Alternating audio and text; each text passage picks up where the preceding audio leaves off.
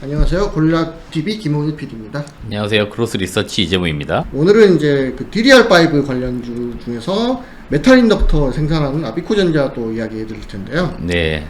아비코전자는 뭐 여기 고릴라TV를 꾸준히 시청하시는 분들은 네. 많이 들어보셨을 거고, 그렇죠.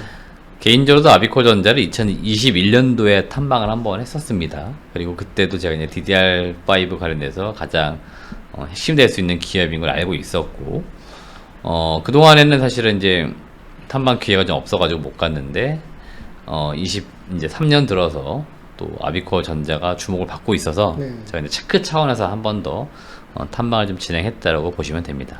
목표 주가를 새로운 목표 그렇죠. 주가를 이제 32,000원, 굉장히 가감한 목표 주가죠. 지금 16,000원, 7,000원대이니까 그렇죠. 네. 지금 증권사에서도 지금 목표 주가 뭐 높아야 2만원대거든요. 그렇죠. 근데 제가 과감하게 32,000원 이렇게 말씀드리는 이유가 있는데 왜 그런지 그걸 말씀드릴게요. 지금부터.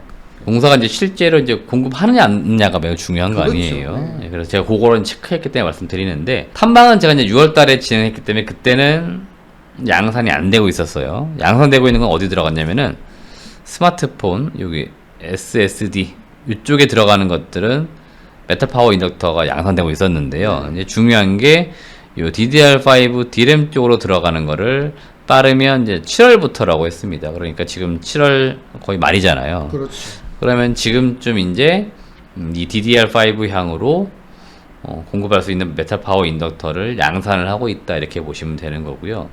생산 캐파 뒤에서 설명드릴 건데 아직은 그렇게 규모가 크지는 않습니다. 그래서 일단 증설도 해야 된다는 거 여러분들 체크해 두시면 좋을 것 같습니다. 사실 DDR5 관련해서 가장 큰 이슈가 되는 게 생각보다 이게 침투율이 빨리 올라오지 못한다. 이게 가장 컸잖아요. 네, 맞습니다. 네. 지금 전반적으로 디램 시장 자체가 이렇게 약간 꺾인 상태였고, 최근 2분기 이제 지나고 있는데 바닥은 제가 볼 때는 좀 잡히고 있습니다. 그리고 이제 DDR4에서 5로 넘어가면서 27일 삼성전자도 분명히 밝혔습니다. 9 모델은 양산을 좀 줄인다. 네. 그 다음에 양산을 늘리는 과정에서는 신 모델에 대한 양산을 늘린다라고 했습니다. 이거는 최근에 시장에서 이제 핫한 뭐 HBM이나 네. 뭐 DDR5로 의미하는 것들이니까 여튼 침투율은 높아진다라고 보시면 되겠고요. 제가 볼 때 의미 있는 침투율이 뭐냐면 24년도, 25년도 요때입니다.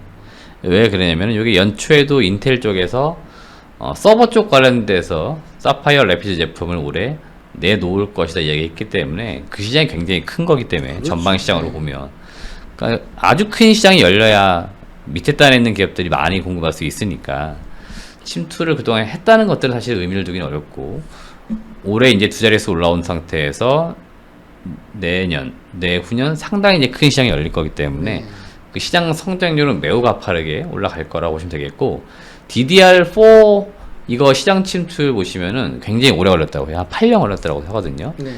요거는 아마, 근데 DDR5는 아마 그 침투 속도가 좀 빠를 겁니다. 훨씬 더. 왜냐하면 요즘에는 그 AI 관련해서 대규모 데이터 센터 네. 많이 짓고 있고요. 발열 문제가 사실 중요한데 DDR5는 그 효율성이 있잖아요. 그렇죠. 그래서 결국 이제 세상이 바뀐 거죠. 네. DDR5 이런 것들이 굉장히 좀 크게 필요로 하는 이제 그런 시장이 열리고 있다라고 보시면 되겠고, 이 메탈 파워 인덕터나 또는 저항기 이런 게 수동 소자인데, 이거를 국내에서는 삼성전기하고 아비코전자 둘밖에 없습니다. 네. 삼성전자 쪽으로는 삼성전기가 50% 정도까지밖에 못해요. 이게 아시겠지만 일감 몰아주기, 네, 그렇죠. 이러한 이제 규제 때문에 뭐 다 가져갈 수가 없습니다. 그러면 남은 걸 누군가는 공급해줘야 되는데 그걸 이제 아비코전자가 공급하는 거라고 보시면 되겠고, 하이닉스도 지금 이야기되고 있어요. 하이닉스. 아직은 공급 안 하고 있습니다. 네. 근데 이제 하이닉스도 공급 양산을 해야 되니까 그렇죠. 당연히 이쪽도 공급을 받아야 되는 겁니다. 송후자를. 그러면 공급해줄 수 있는 업체가 없으니까 당연히 이런 업체들이 수를 보는 거죠. 메탈 파워 인덕터를 생산할 만한 파 증설이 잘 되고 있는 건가요? 네, 일단 동사가 그 보도기사 통해 가지고 3월달에 공장 지었다고 얘기했습니다. 증평공장. 여기가 지금 뭐 하는 데냐면은 이거 DDR5 생산하려고 만들어 놓은 공장이잖아요. 네네. 네, 지금 월 300만 개 수준의 인덕터 양산 라인 만들어 놨고요. 이거 해봤자 월 연간 매출액 얼마 안 합니다. 연으로 해봤자 몇십억 수준이에요. 아직 의미 없고 24년도에 대량 양산이 돼야 됩니다. 그러면 실적이 엄청 이때 잘 나오겠죠. 네. 예, 그 이야기들은 올해 실적은 전혀 기대하지 말아라. 올해는 어차피 예. 그 도입 초기니까. 그렇죠. 내년도에는 확 터진다는 의미이기 때문에 갑자기 왜 이렇게 실적이 잘 나와? 이건 지금 올해 준비해놓은 것들이 계속 시간이 지나면서 이제 매출 이익이 나오는 거죠. 그래서 이걸 우리가 바라보고 지금 투자했나 말씀드리는 거고요. 또 시장에서는 가장 좀 요즘에 유상증자 많이 나오잖아요. 이 부분 또 문제 없을까요? 저도 그걸 또 물어봤잖아요. 그래서 자금 조달 계획 있냐? 지금 없어요. 이 회사 그 부채비를 보시면 아시겠지만 거의 뭐 무차입 수준입니다. 쌓아놓은 현금도 있고 이거 사실은 근데 투자하는 금액이 또 그렇게 크지가 않죠. 그러다 보니까 이제 지금 가지고 있는 뭐 현금을 가지고 충분히 증사 가능하고 만약에라도 지금 계획은 없는데 갑자기 느닷없이 뭐 유증을 한다든지 또는 뭐 전환사채나 뭐 신주 인수권부 사채 이런 거 발행을 한다.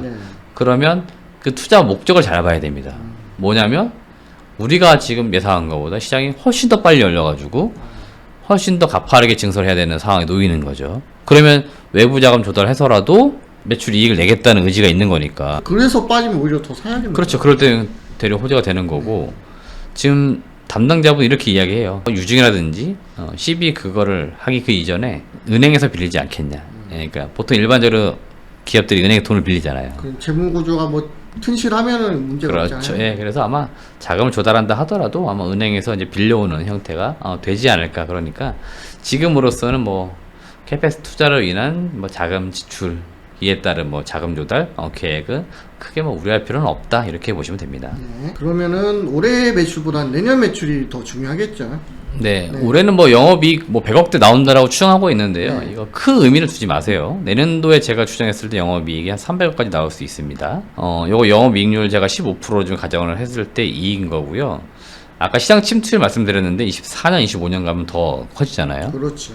그러면 25년 갔을 때 보니까 2,600억에 영업이익 350억에서 많게는 400억까지도 지금 전망은 나와요. 그러면 지금 시총이 2,000억대니까 사실은 400억이라고 하면 굉장히 지금 주가는 사실은 싸다라고 볼 수 있는 거죠. 그리고 DDR5가 뭐 1년 이전 생산할 거 아니고 이제 계속 앞으로 쭉 생산하게 될 거잖아요. 네. 그럼 이 실적을 계속 유지할 수가 있겠네요. 그렇죠. 그래서 제가 이제 목표 주가를 32,000원을 제시를 한 거고 제가 투자 전략으로 최소 2년 이상의 장기 보유할 투자자만 접근하셔라 이렇게 말씀드린 겁니다. 네. 그러니까 지금 16,000원대인데요. 단순 계산하면 대략 한 2배 가는 거잖아요. 이렇게 2배 100% 올라가는 그 상승 여력으로 봤을 때는 투자 기간도 그만큼 비례를 해야 된다는 걸 의미합니다. 그리고 시간이 지나면서 DDR5 생산량이 늘어나는지 매출이익이 분기단에 증가가 되는지 이런 것들을 따져보면서 이제 투자 전략을 좀 수정할 수는 있어요. 그래서 기본적으로 지금 잡혀있는 계획이라든지 시장에서 추천하고 있는 계획 이걸 토대로 제가 나름의 목표 주가를 선정을 한 거니까 그런 걸 감안하셔가지고 투자하시면 좋겠습니다. 사실 지금까지는 DDR5 양산이 그 사파이어 래피드 출시도 늦어지고 그 양산 과정도 늦어지면서 계속 좀 침투율이 지연됐잖아요. 이제 본격적으로 그렇죠. 이제 시작되는 게 시장에서 보이고 수요도 AI랑 데이터 센터, 뭐 클라우드 이런 것 때문에 늘어나고 있으니까 네. 좀 길게 바라보시면 그래서 사실 이쪽 관심을 두신 분들은 2017년 이때부터 DDR5 이야기를 하셨다고 하더라고요. 근데 저도 이제 본격적으로 관심을 둔 거는 21년도입니다. 엘더레이크라든지 이런 거 이제 출시 뭐 이야기 나올 때쯤이거든요. 그래서 PC 쪽 먼저 나온다 했었으니까 PC, 서버 이렇게 이제 D램의 세대 교체 이게 따른 수혜를 볼 수 있는 기업들을 찾다 보니까 뭐 대표적으로 이제 요 수동 소자 업체들, 그 다음에 PCB 관련 기판 업체들 이런 업체들이 있었다라고 이제 보는 가운데 제가 사실 꾸준히 이들 기업들을 좀 탐방 다녔습니다. 그래서 이제 그 이제 내용들 전달드린 거니까 각각의 기업들 산업 내용들 잘 확인하시고 투자하시길 바라겠습니다. 지금까지 아비코전자에 대해서 또 이재모 대표님과 다시 한번 소개를 드렸고요. 다음 이 시간에 뵙도록 하겠습니다. 감사합니다.